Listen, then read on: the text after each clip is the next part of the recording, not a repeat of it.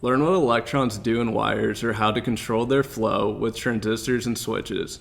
Each experiment teaches an important concept with fresh new insights, perfect for learners of all ages.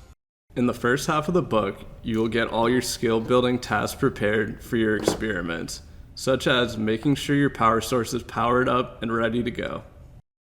Experiment 1 takes us on the journey of working with LEDs and resistors, outlining working with them, figuring out how to read them, and getting them all connected.